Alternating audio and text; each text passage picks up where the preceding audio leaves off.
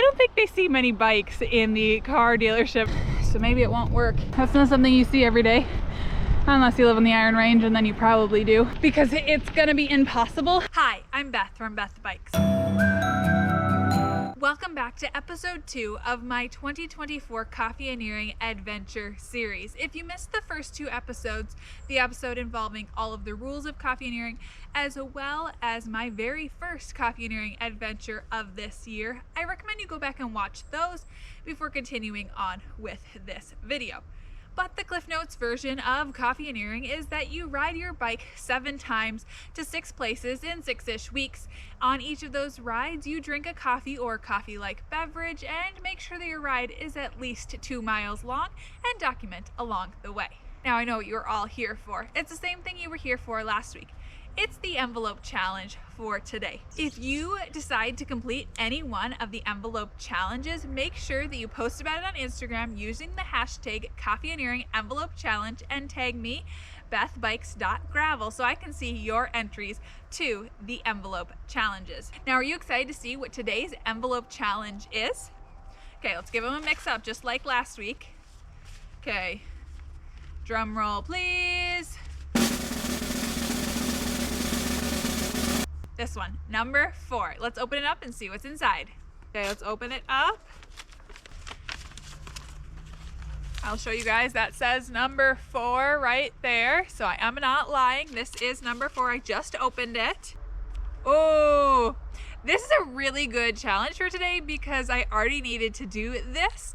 But here's my dad to tell you about it. Hi Beth, it's Dad. As you can probably guess, I'm in my office. So for today's challenge, I want you to turn your Coffeeneuring into a commute. What that means is that in addition to having coffee, you're going to get something else accomplished that you need to get done. We're going to kill 2 birds with 1 stone on this one. Have fun, and I look forward to seeing what you do. Okay, so I have for sure 1 errand I need to run, and I think there's at least 2 more, if not 3 more that I can get done on this ride. So let's see how many errands we can run on this ride. And who doesn't love running their errands on their bike? Let's go. I want to say before I get too far into this video that the day that I'm filming this and the day that I'm riding is the day after I did challenge number 1. So if I refer to it as yesterday's challenge, that's why, even though when you guys are seeing these videos, it'll be last week's challenge, because in the rules you're allowed to do 2 challenges per week, and I'm taking full advantage of that while the weather is nice. Today's first stop is at City Hall to drop something off.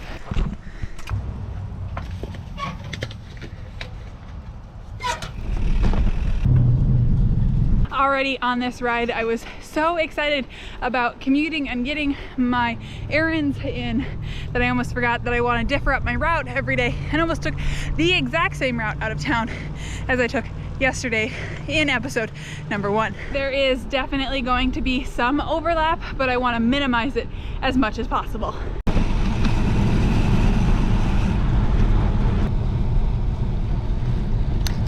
I don't think I mentioned it, and it's really hard to see, but I loaded my back up with a backpack with another errand that I need to run that I'll show you later on.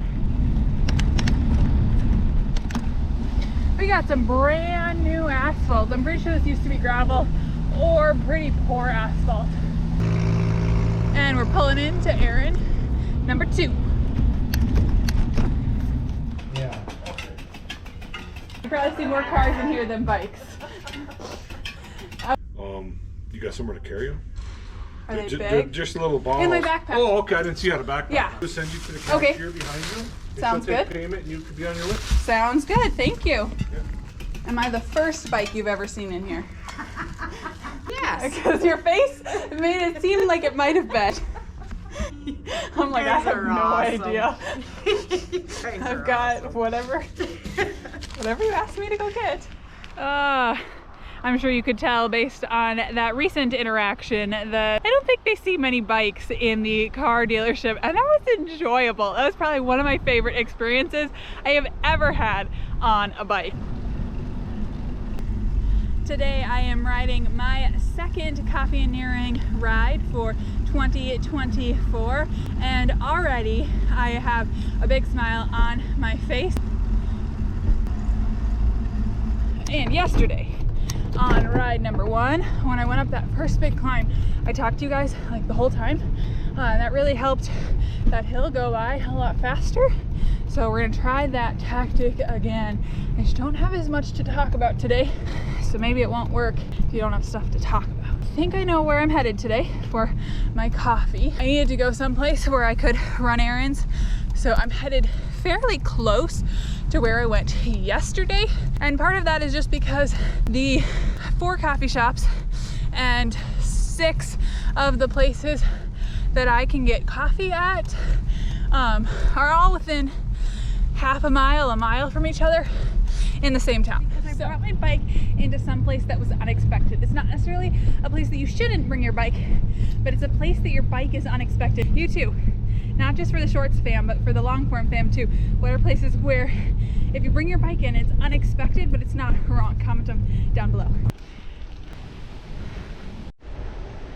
The weather today is just gorgeous, and I didn't think that I would be saying this on a morning when I was glad to have the space heater on this morning, that I wish that I was just wearing a jersey right now and not the long sleeve. We are mixing up the route by taking a little bit of ATV trail here today. After getting up that first little section, it's pretty smooth until we get to the sand. And there's a small section right here that's paved. Whew. We get to go under a tunnel. This tunnel's a little bigger than the one that I went under yesterday. I'm actually gonna go under again today. Oh, this is the sandy part. I missed it. I was trying to show you that the entire time my Garmin says Mesabi trail ahead when I'm on the ATV trail, so I missed the turnoff. And here, it's not technically the Mesabi trail, it's technically a spur, but it'll head me to the Mesabi trail. You might recognize this from episode 1. This is one of the sections that I do have to repeat on my route today.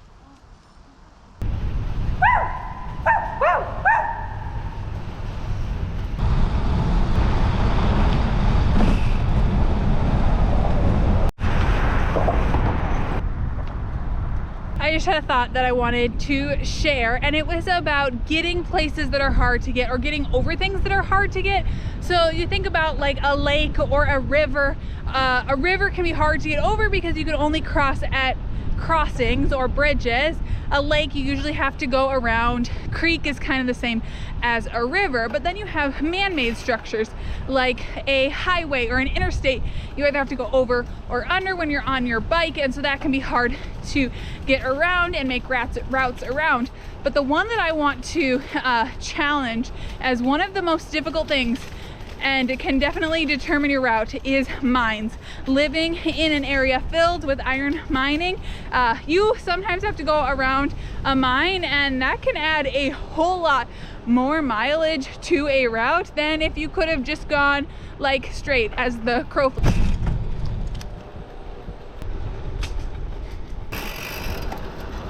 And if you were wondering, today I remembered to eat breakfast. I charged my Garmin. I have 3 fully charged GoPro batteries, but I still haven't fixed my shoes. I meant to turn back there. I think I'm gonna turn around and go back because I want to save this route for a different place.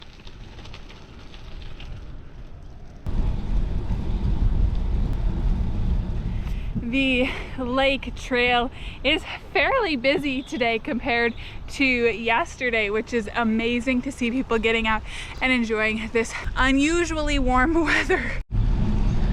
I've never actually been over this bridge. I always turn before the bridge.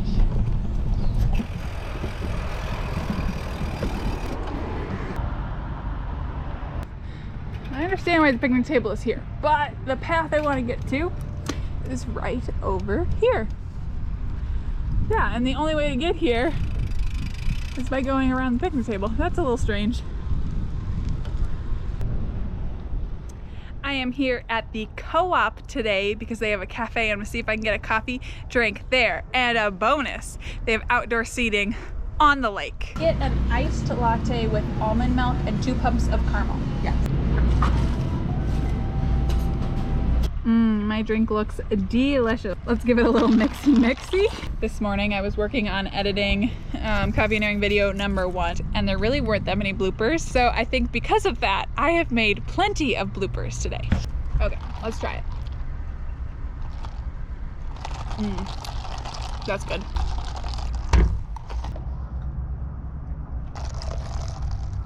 So I have a couple of thoughts. Because I'm doing Coffeeneuring alone this year, and the years that I have completed every single one of the challenges, I've done it with somebody else. There's a few thoughts that I have. Number 1 is you don't have somebody to watch your bike while you're making your order. I am definitely worried that my bike's gonna get stolen and I don't bring a lock with me. And number 2 is that you don't have somebody to talk to while you're drinking your coffee. That is definitely strange. Editing Beth here. Yes, I'm in my warm hoodie. I'm very glad for this after my 3rd Coffeeneuring ride coming out next week. But moments after shutting off the camera in that last clip, another cyclist ended up coming up to where I was at and we started chatting. And here's a little bit of that conversation. Probably could have worn short sleeve. So I did one yesterday, I'm doing one today. And the challenge runs through the middle of November and you have to do 7 stops. How can I make my route into a loop, if at all possible? Yeah, I have to go up that big hill going home that way. So that's not great, but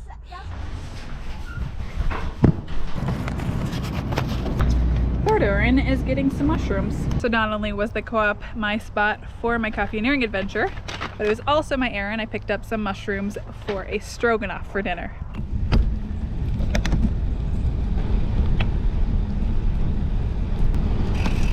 After way too long at the co-op, I have to run errand at number 4 and head home. And dropping off a package at UPS is my final errand of the day. And that is what is in the backpack. It's an Amazon return. Couple of months. There you go. Those railroad tracks that I just went over, if I was able to just ride them straight down, I'd pretty much end up at home, but that's not an option just because it's unsafe and not legal. That's not something you see every day, unless you live in the Iron Range, and then you probably do. Some big equipment. I would need to use more than one hand right now to count the number of bikes that I have seen out today, which is amazing.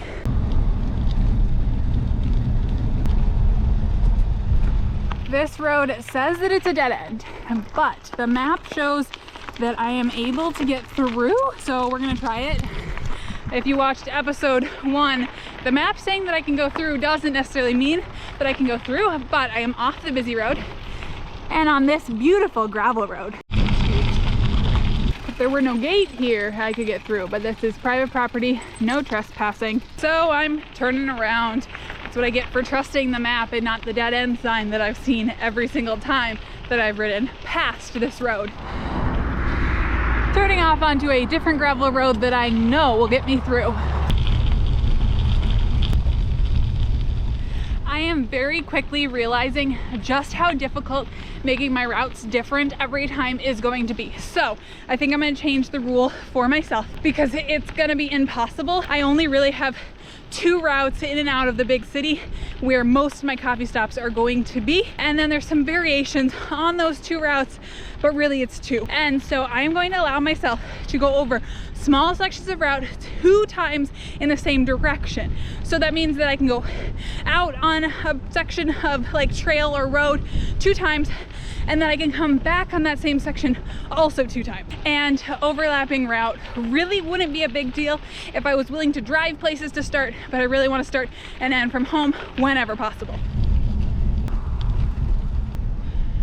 I just want to be honest, I am cooked. This is my second 20-mile ride in 2 days, but after a summer where I rode almost 0, this is hard. It also doesn't help that I am 18 miles in and going up one of the biggest climbs of the day. It definitely doesn't help. And I also need to stop doing these rides over lunch hour. I love doing this section because I get to ride on this old road that used to be here that most people probably don't even know is back here.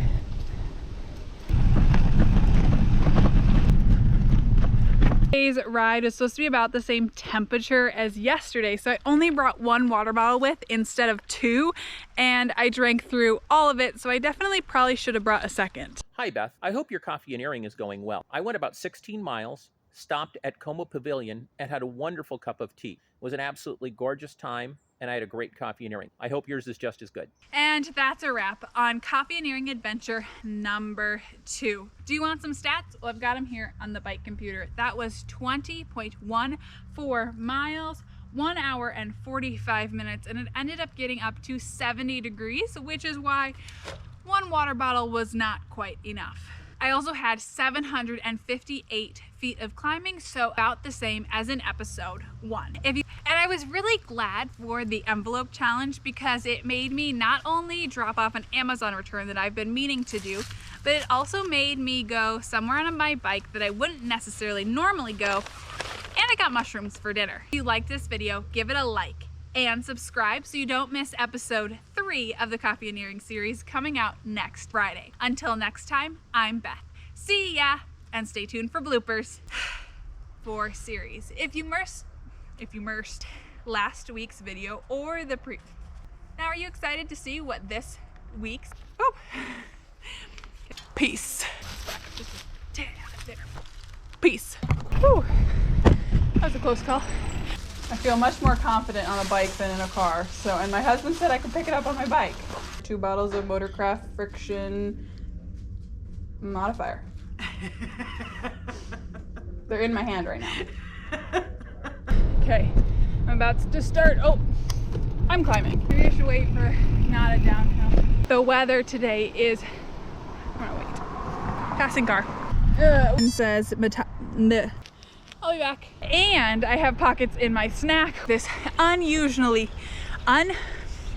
it's good to see people getting out and enjoying this wow. I don't know that the ice makes a difference. So let's give it a little mix and Mickey. Let's back you up a little bit. Actually, let's see. Like I said, making lots of bloopers. I think I'm cutting my head off. Whoa. I don't know, my pant leg is twisted. Okay. I only have 6 minutes on the memory card, so I don't have tons of takes. Okay. Stats. Anything else? Forget. I'm sure when I'm editing this, I'll be like, oh yeah, you forgot to say that.